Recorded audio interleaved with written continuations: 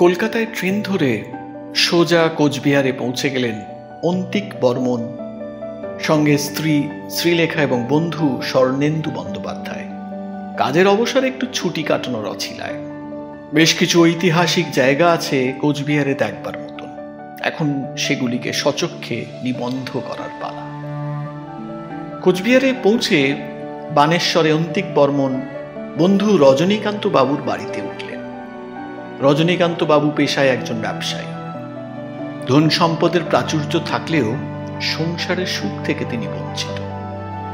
তাদের বিচ্ছেদের পর স্ত্রী মেয়েকে নিয়ে তার বাবার কাছে থাকেন, আর ইনি মা ও বোনকে নিয়ে এই বাড়িতে আছেন। বিকেল 5টা নাগাদ রজনীকান্ত বাবুর বাড়িতে পৌঁছলেন তারা। আরে অন্তিম বর্মন বাবু, আসুন আসুন আসুন, আপনার অপেক্ষাই হচ্ছিল। একটু দেরি হলো পৌঁছতে মনে হচ্ছে।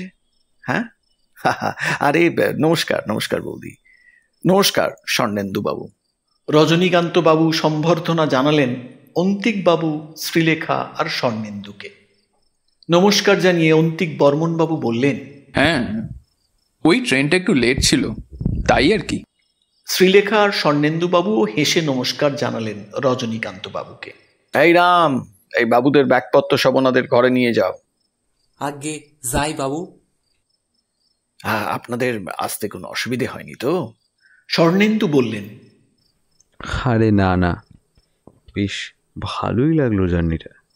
বলতে বলতে বাড়ির ভেতরে প্রবেশ করলেন সকলে। রজনীকান্ত বাবুর মা ও বোন বেশ ভালো লোক। খুব তাড়াতাড়ি শ্রীলেখার সঙ্গে মিশে গেলেন। রাতে তাড়াতাড়ি খাবার খেয়ে ঘুমিয়ে পড়লেন সকলে।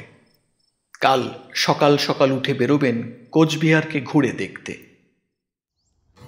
সকালের খাবারটা সেরে বেরিয়ে পড়লেন কোচবিহার ঘুরতে অন্তিক বর্মন, শ্রীলেখা আর স্বর্ণেন্দু। রজনীকান্তবাবু ব্যবসার কাজের জন্য একটু ব্যস্ত থাকাতে তাদের সঙ্গ দিতে পারেননি। অবশ্য সেজন্য তিনি দুঃখও প্রকাশ করেছেন। প্রথমেই বাস ধরে কোচবিহার রাজবাড়িতে এলেন তারা। বানেশ্বর থেকে প্রায় 20 মিনিটের রাস্তা।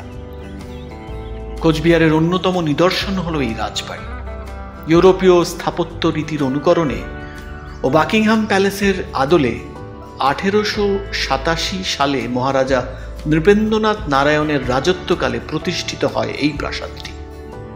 প্রায় 12,000 বর্গফুট জুড়ে রয়েছে রাজপ্রাসাদটি। লম্বায় 395 ফুট ও চওড়ায় ওই বিশাল একটা। প্রাসাদটি মাটি থেকে প্রায় 4 ফুট 9 ইঞ্চি ওপরে রয়েছে। প্রাসাদের মাঝখানে রয়েছে প্রবেশপথ। ভেতরে 50টিরও বেশি ঘর রয়েছে। ঘরের ভেতর মহারাজা এবং মহারানীদের কিছু মূর্তি এবং তৎকালীন ব্যবহৃত কিছু অস্ত্র শস্ত্র সজ্জিত রয়েছে। সব মিলিয়ে রাজবাড়িটা এক অপূর্ব রূপে আছে এখন।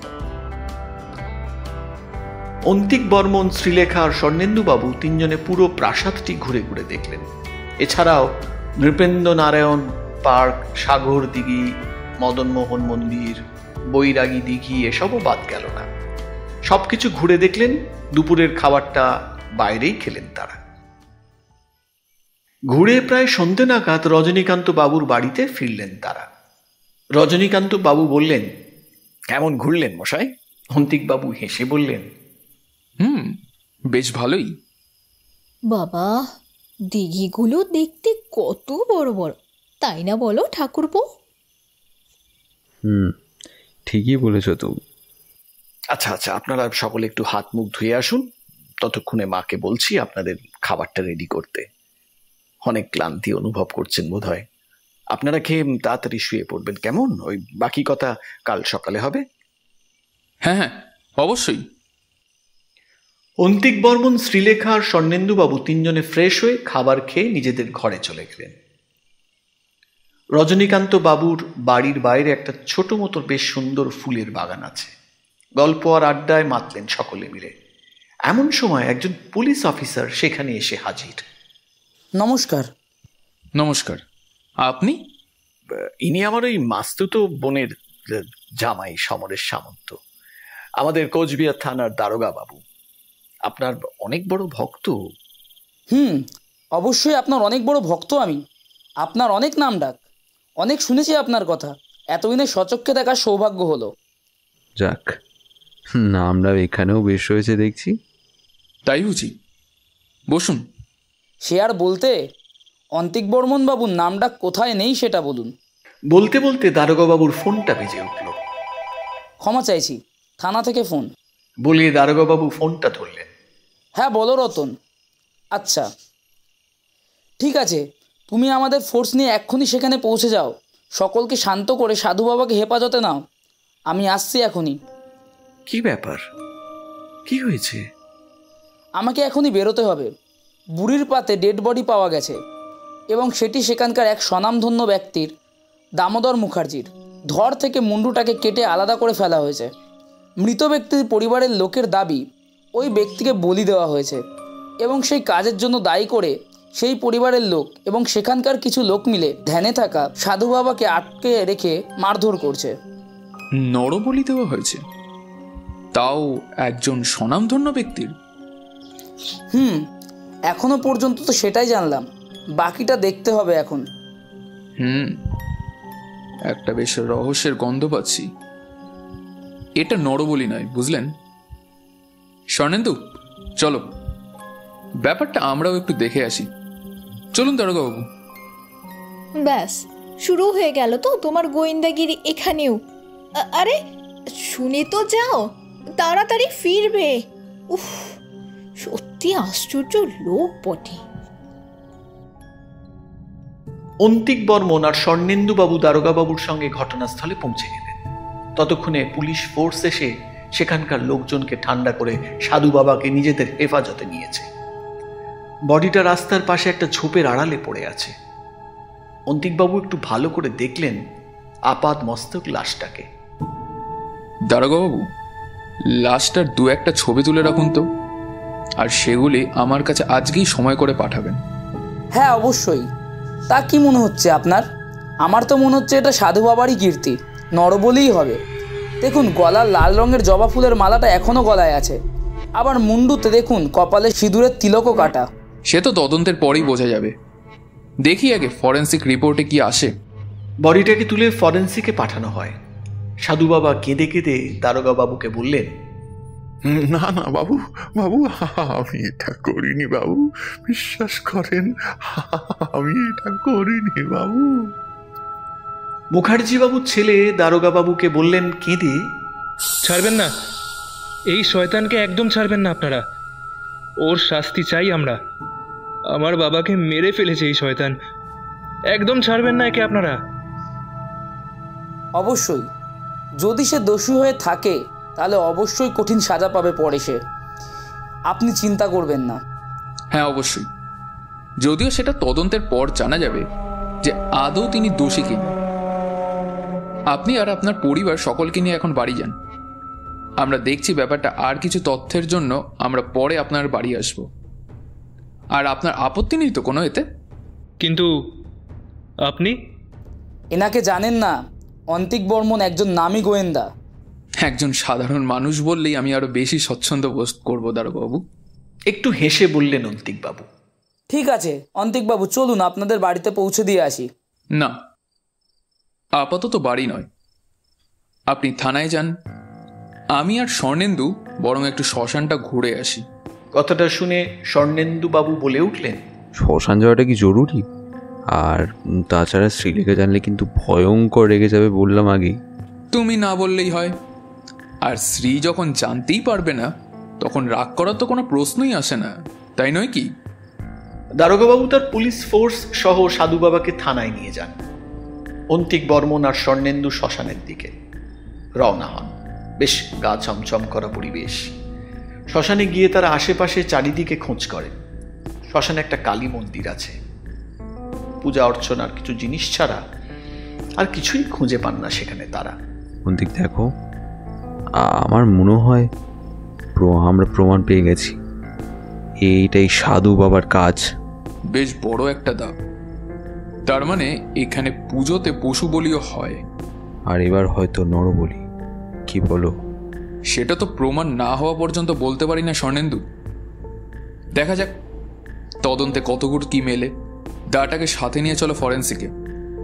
এতে বোঝা যাবে খুনটা এই দাটা দিয়েই হয়েছে কিনা। অন্তিকবাবু আর স্বর্ণেন্দুবাবুর খোঁজ করে থানায় আসলেন। দারোগাবাবুর সঙ্গে কথা বলে ওই ফরেন্সিক রিপোর্টটা বের করতে বললেন তাকে। সাধু বাবা কিছু বললেন?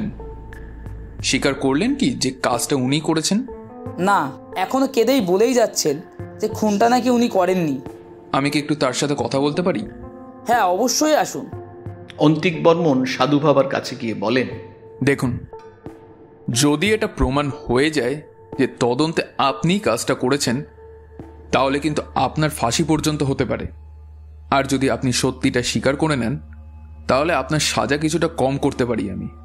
না না বাবু, না, আমি আমি করিনি এ কাজ বাবু, এরকম কাজ আমি করি না বাবু। হ্যাঁ হ্যাঁ, বছরে ওই একবার যখন বড় করে কালী পুজো হয় তখন আমি ওই পশু বলি দিই, কিন্তু তাই বলে হ্যাঁ নর বলি না না বাবু, এরকম কাজ আমি কখনো করতেই পারি না বাবু, আমি করতে পারি না বাবু। হাত জোর করে কেঁদে বললেন সাধু বাবা। দারোগাবাবু, আজ তাহলে আমরা বেরোচ্ছি। আপনি ফরেন্সিক রিপোর্টগুলো আমার কাছে পাঠাবেন, আর ডেড বডির তোলা ছবিগুলো। আর কাল সকালে তৈরি থাকবেন, একবার মুখার্জি বাড়িটা ঘুরে আসা যাবে। হ্যাঁ অবশ্যই, চলুন আপনাকে বাড়িতে ছেড়ে দিই।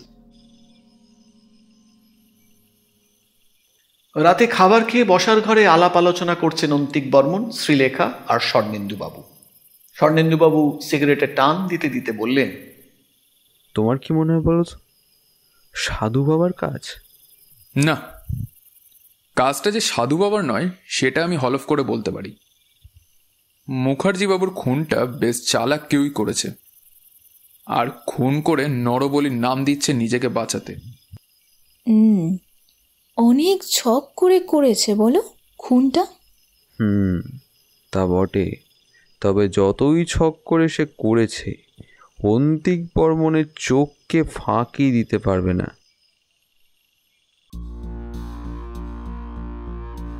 পরদিন সকালে দারোগাবাবু হাজির রজনীকান্ত বাবুর বাড়িতে। দারোগাবাবু, অন্তিক বর্মন আর স্বর্ণেন্দুবাবু তিনজনে মুখার্জি বাড়িতে গেলেন তদন্তের জন্য। মুখার্জিবাবু অনেক প্রতিপত্তি সম্পন্ন ব্যক্তি ছিলেন। জমি, বাড়ি, ব্যাংক ব্যালেন্স মিলিয়ে খুব কম করেও 20 থেকে 30 কোটি টাকার মালিক ছিলেন তিনি। মুখার্জিবাবুর 2 ছেলে, 1 মেয়ে। ছোট ছেলে রজন মুখার্জি এ বাড়িতে থাকেন না। পাশের গাঁয়ের এক নিচু জাতের মেয়েকে ভালোবেসে বিয়ে করার জন্য মুখার্জিবাবু তাকে বাড়ি থেকে বের করে দেন। সে এখন পাশের গাঁয়েই থাকে, নিজের মেয়ে ও স্ত্রীকে নিয়ে। একটা ছোট মাপের চাকরি করে দিন যাপন করেন। বড় ছেলে বিজয় মুখার্জি 1 ছেলে আর 1 মেয়ে সহ সস্ত্রীক এ বাড়িতে থাকেন। সোনার গয়নার দোকানের মালিকিনী। আর আছেন মুখার্জি বাবুর বছর 20 নাতনি কৃতিকা চক্রবর্তী, কলেজ ছাত্রী। একটা রোড অ্যাক্সিডেন্টে মেয়ে আর জামাই দুজনেই মারা যান। কৃতিকা কোনো মতে বেঁচে যায়, আর তখন থেকেই সে দাদুর কাছে বড় হয়। এরা ছাড়াও বাড়িতে আছেন একজন কাজের মেয়ে, প্রায় 17 বছর হবে, নাম ঝিলিক। অন্তিক বর্মন আর স্বর্ণেন্দু পুরো বাড়িটা ঘুরে দেখেন একবার। এই ঝিলিক, বাবুদের জন্য চা করে নিয়ে আয় তো। কাজের মেয়েটিকে ডেকে বললেন বিজয়বাবু। হ্যাঁ আনছি। ঝিলিক সাড়া দেয়। আচ্ছা বিজয়বাবু, আপনাদের পরিবারের সঙ্গে কারোর কি কোনো শত্রুতা কিংবা কেউ আছেন যারা এই মুখার্জি বাবুকে ভালো নজরে দেখতেন না? সেটা না হয় বলবো আমি। আমার বাবা অনেক ভালো লোক ছিলেন জানেন, তাই বাবাকে ভালো নজরে না দেখার লোক না থাকাটাই স্বাভাবিক। আপনাদের পারিবারিক সম্পর্কটা ঠিক কেমন একে অপরের সঙ্গে? সম্পর্ক তো বেশ ভালোই ছিল, শুধু রজন যখন আমাদের সকলের সম্মান ধুলোয় মিশিয়ে দিয়ে ওই মেয়েটাকে বিয়ে করে, তখন একটা ঝামেলা হয় ওর আর বাবার মধ্যে। আর কিছুদিন আগে কৃতিকার সঙ্গেও একটু ঝামেলা হয় বাবার। সেটা কি ব্যাপারে? সেই একই ব্যাপার, প্রেমমূলক। আচ্ছা, আপনার বাবার পুরো সম্পত্তির মালিকানা কে পাবেন এখন? রজনের সঙ্গে ঝামেলার সময় বাবা ওকে সম্পত্তি থেকে বেদখল করার কথা জানায়। বাবা গোটা সম্পত্তি আমার এবং কৃতিকার নামে করার কথা জানিয়েছিলেন, 50-50। ইতিমধ্যে ঝিলিক সকলের জন্য চা নিয়ে আসলো।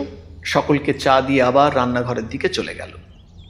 চায়ে চুমুক দিতে দিতে অন্তিক বর্মন বললেন, আচ্ছা বিজয়বাবু, আমি আপনার বাড়ির সদস্যদের সকলের সঙ্গে একটু আলাদা করে কথা বলতে চাই।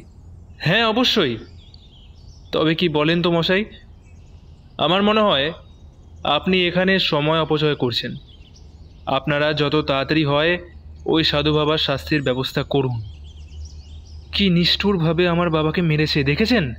আচ্ছা, আপনি এতটা সিওরিটি দিয়ে কিভাবে বলতে পারছেন যে আপনার বাবাকে বলি দেওয়া হয়েছে আর সেটা সাধু বাবাই করেছে? মানে কি বলতে চাইছেন আপনি? না, হতেও তো পারে যে খুন করেছে মুখার্জি বাবুকে। না না অন্তিকবাবু, বাবাকে কেউ খুন করতে পারে না, এটা ওই লোকটারই কাজ। আর কেনই বা আমরা জোর দিয়ে বলছি সেটাও আপনাকে বলছি। বাবা যেদিন মারা গেলেন তার 3 দিন আগে থেকে আমাদের বাড়ির মেন গেটের সামনে রোজ কয়েকটা জবা ফুল পাওয়া গেছে। দেখে মনে হচ্ছিল রাতে কেউ পুজোর ফুল ছিটিয়ে দিয়ে গেছে। আর তাছাড়া সেদিন অমাবস্যার রাত ছিল এবং সেই ভণ্ড সাধু বাবা এই রাতে পুজো করেছিলেন মন্দিরে। আশেপাশের লোকেরা শুনতে পেরেছে কাসর আর ঘন্টার আওয়াজ। আর পরদিন আমার বাবার এরকমভাবে মৃতদেহ পাওয়া, গলায় জবা ফুলের মালা, কপালে তিলক। এর থেকে বেশি আর কি প্রমাণ চান আপনি বলুন? কিন্তু তাতে সাধু বাবার কি লাভ, আর মুখার্জি বাবুই বা কেন? অমরত্ব লাভ। শোনেননি? এই সমস্ত ভণ্ড সাধুরা কুসংস্কারে জরাজীর্ণ, আর তাই এইসব কিছু করে। বাবার সঙ্গে একবার সাধু বাবার ঝামেলা লেগেছিল পুজোর চাঁদার ব্যাপারে। আমার মনে হয় সেই রাগ মেটানোর জন্যে বাবাকে রাতের অন্ধকারে ঘর থেকে তুলে নিয়ে গিয়ে বলি দেয় ওই সাধু। ঠিক আছে, আজ তাহলে উঠছি, বলে অন্তিক বর্মন। স্বর্ণেন্দুবাবু এবং দারোগাবাবু বাড়ি থেকে বেরিয়ে যান।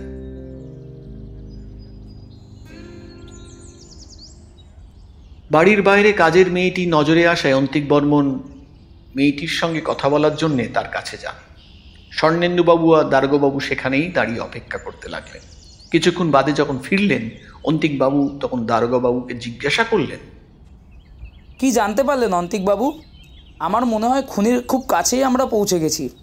আজ বিকেল নাগাদ ফরেন্সিক রিপোর্টগুলো পেলেই সব রহস্য উদ্ধার হয়ে যাবে।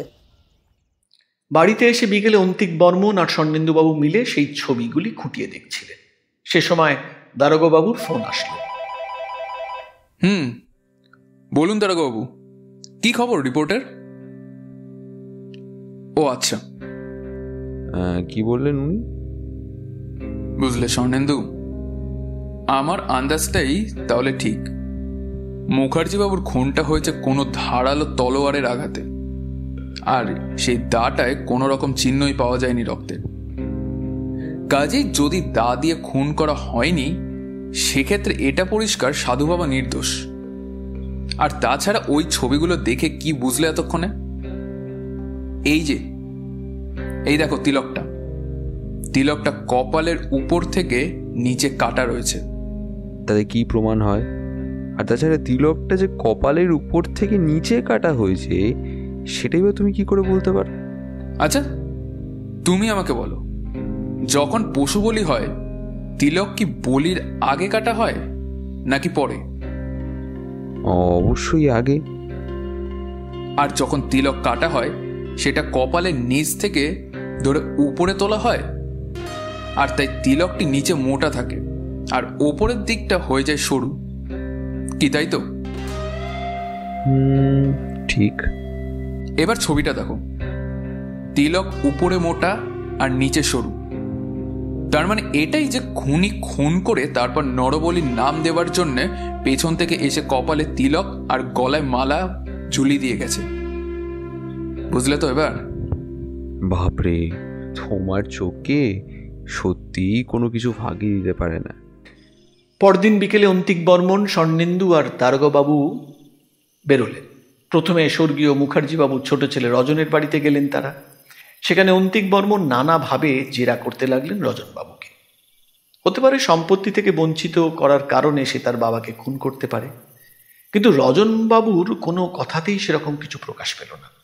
তবু অন্তিকবাবু প্রায় হুমকি দিয়েই বলে এলেন, যদি সে খুন করে থাকে তাহলে তার রেহাই নেই, তাকে সে ঠিক ধরে ফেলবে। রজনবাবুর বাড়ি থেকে চলে গেলেন মুখার্জি বাড়িতে। এবার বিজয়বাবু বেশ বিরক্ত বোধ করছেন তাদের আশা নিয়ে। আচ্ছা, আপনারা কি মানুষ? আমরা আমাদের বাবাকে হারিয়েছি, একেই আমরা শোকাহত, তার ওপর আপনারা আমাদের বাড়িতেই তল্লাশি চালিয়ে যাচ্ছেন। আমি বুঝতে পারছি না অন্তিকবাবু, আমি কিচ্ছু বুঝতে পারছি না। আসামি আপনাদের হাতে থেকেও আপনারা কেন তার শাস্তির ব্যবস্থা করছেন না? সাধু বাবা আসামি নন। অন্তিক বর্মন একটু হেসে জবাব দিলেন। তার মানে আপনি কি বলতে চাইছেন? সাধু বাবা যদি না মেরে থাকেন, তাহলে কি আমরা মেরেছি বাবাকে? সেটাও হতে পারে। অন্তিকবাবু, বিজয়বাবু কড়া স্বরে প্রায় চিৎকার করে বলে উঠলেন, দেখুন, আপনি সম্পূর্ণ ভুল ভাবছেন। ভুল কি ঠিক সেটা আপনার কাছ থেকে জানতে চাইব না। বিজয়বাবুর উচ্চ কণ্ঠস্বর শুনে ইতিমধ্যে বিজয়বাবুর স্ত্রী আর কৃতিকাও নিজেদের ঘর থেকে বেরিয়ে এসেছে। ঝিলিক রান্নাকে বেরিয়ে দরজার কাছে এসে দাঁড়িয়েছে। ঝিলিক, এদিকে এসো। অন্তিকবাবুর ডাকে কাছে এসে দাঁড়ালো ঝিলিক। তুমি এ বাড়িতে কতদিন হলো আছো? এই তো মাস 2 আগে। বাবা কাজ করতেন, বাবার বয়স হয়েছে, অসুখের জন্য আর কাজ করতে পারছিলেন না। তারপর থেকেই আমি এই বাড়িতে কাজ করছি। সেদিন আমাকে যা যা বলেছিলে সেগুলো সব বলো তুমি। বিজয়বাবু তোমার সঙ্গে কি কি করেছে? ভয় পেও না, এখানে কেউ তোমায় কোনো ক্ষতি করতে পারবে না, আমরা আছি, তুমি নির্ভয়ে বলো। ঝিলিক একটু ভয়ে ভয়ে চোখে এদিক সেদিক তাকিয়ে বলা শুরু করে। এই বাড়িতে আসার পর থেকেই বাবু আমার দিকে খারাপ নজর দিত। একদিন রাতে আমার ঘরে আসেন বাবু। সেদিন আমাকে জোর করে তার সঙ্গে শারীরিক সম্পর্ক করতে বাধ্য করেন। আমাকে হুমকিও দেন, যদি কাউকে বলি তাহলে আমাকে কাজ থেকে তাড়াবেন, নইলে প্রাণেও মেরে ফেলবেন। আমি ভয় কাউকে কিছু বলতে পারতাম না। তারপর থেকে রোজ চলতো এরকম নোংরামি। একদিন বড়বাবুর চোখে পড়ে যায় সব কিছু। কথাটা জানাজানি হলে বদনাম হয়ে যাওয়ার ভয় বাবুকে কিছু বলেন না বড়বাবু, শুধু বলেন সম্পত্তির একটা বিন্দু বাবুকে দেবেন না উনি। স্বামীর এই কীর্তিকলাপ শুনে বিজয়বাবুর স্ত্রী হতবাক হয়ে দাঁড়িয়ে আছে। বিজয়বাবুর শরীর ঘামে জবজব হয়ে গেছে। এটা মোটেও প্রত্যাশিত ছিল না। আর হ্যাঁ বিজয়বাবু, আপনি কি বলেছিলেন যেন সম্পত্তির ভাগ আপনার আর কৃতিকার পুরো 50-50, তাই তো? না মানে না, থাক, সেটাও আমি বলে দিচ্ছি। মুখার্জিবাবুর নাতনির ভবিষ্যতের কথা চিন্তা করে কৃতিকাকে 60% সম্পত্তির মালিকানা করে দিতে চেয়েছিলেন, আর বাকি 40% আপনার। সে নিয়ে এমনিতেই আপনি খেপেছিলেন মুখার্জিবাবুর ওপর। তার ওপর যখন ঝিলিকের সঙ্গে নোংরামি করতে গিয়ে ধরা পড়লেন, আপনি বাকি 40% সম্পত্তির মালিকানাও হারাতে বসেছিলেন। এমনকি মুখার্জিবাবু একজন উকিলকে পর্যন্ত ডেকেছিলেন বাড়িতে উইলটা তৈরি করার জন্য, আর আপনি উকিলের কাছ থেকে সেটা করে পার্সোনালি গিয়ে কথা বলে জানতে পারেন যে আপনার 40% সম্পত্তির মালিকানা আপনার ভাই রজনবাবুকে দিতে চেয়েছিলেন, কারণ তিনি পুরনো সব কথা ভুলে ছোট ছেলেকে ক্ষমা করে দিতে চেয়েছিলেন। এই কথা জানার পর আপনি আর নিজেকে স্থির রাখতে পারলেন না, খুব সুন্দরভাবে চালাকি করে খুনের ছকটা এঁকে ফেললেন। আর বাবার মৃত্যুর পর সব সম্পত্তির মালিকানা আদায় করতে একজন উকিলেরও দ্বারস্থ হলেন আপনি। আর খুনটা হয়েছে ধারালো তলোয়ারের আঘাতে, কোনো দা দিয়ে নয়। আর সেই ধরনের তলোয়ার অন্তত আপনার আশেপাশে কোনো বাড়িতে আছে কি না তা নিয়ে আমার সন্দেহ। এবার বাকিটা কি আপনি বলবেন নাকি পুরোটাই আমি বলবো? হ্যাঁ, খুন আমিই করেছি। বাবার সব কিছু দেখাশোনা করতাম আমি, আর সম্পত্তির বেলায় কৃতিকা 60%, এমনকি শেষ পর্যন্ত সেটুকুও হারাতাম শুধু একটা ছোট্ট ভুলের জন্যে। সেটা কোনো ছোট ভুল নয় বিজয়বাবু। যাই হোক, খুনটা যে আপনিই করেছেন সে তো জানলাম, কিন্তু সাধু বাবা, তাকে ফাঁসানোর পরিকল্পনার পেছনে কি রহস্য? ভেবেছিলাম ওই সাধুর আগে পিছে কেউ নেই, তাই ও খুনের দায়ে জেলে গেলেও ওর খোঁজ নেবার কেউ থাকবে না। আর সব কিছু সেভাবেই পরিকল্পনা করি যাতে সকলে বিশ্বাস করে সাধু বাবা নরবলি দিয়েছে। আমার সব স্বার্থ সিদ্ধি হয়ে যেত। আর তলোয়ার? ওটা বাবার ঘরেই আছে। জানতাম বডিটা বাইরে পাওয়া গেলে বাবার ঘরে কেউ তল্লাশি নেবে না, তাই খুন করে আবার ভালোভাবে যেখানে ছিল সেখানেই রেখেছি আমি। দারোগাবু, আপনার আসামি আর আমার কাজ তো শেষ, বাকিটা আপনার দায়িত্ব। সত্যি আপনি মহান অন্তিকবাবু, আপনার বুদ্ধিমত্তাকে সেলুট জানাই। বিজয়বাবু দোষী সাব্যস্ত হওয়ার পর তাকে অ্যারেস্ট করা হয় আর সাধু বাবাকে সসম্মানে জেল থেকে মুক্তি দেওয়া হয়। সাধু বাবা অন্তিক বাবুকে হাত জোর করে অসংখ্য ধন্যবাদ জানান। অন্তিক বাবুকে বলেন, এবার যে আমাকেও আপনার জন্য কিছু করতে হবে, এর প্রতিদান স্বরূপ। হ্যাঁ, আপনি হুকুম করুন বাবু, হুকুম করুন। এখন থেকে পূজা পার্বণে পশু বলি বন্ধ। দেবতাকে শুদ্ধ মনে ডাকলেই তিনি তার ডাকে সাড়া দেন। তার জন্য কোনো পশুকে নিধন করার কোনো প্রয়োজন নেই। একদম ঠিক বলেছ অন্তিক বর্মন। সব কাজ শেষ করে অন্তিক বর্মন আর স্বর্ণেন্দুবাবু ফিরলেন রজনীকান্ত বাবুর বাড়ি। এখানেও একটা দারুণ রহস্যের উদ্ঘাটন করলেন অন্তিক বর্মন। এবার আবার 2-1 দিন ঘোরা যাবে কোচবিহার, তারপর ফিরতে হবে তাদের নিজের বাড়ি।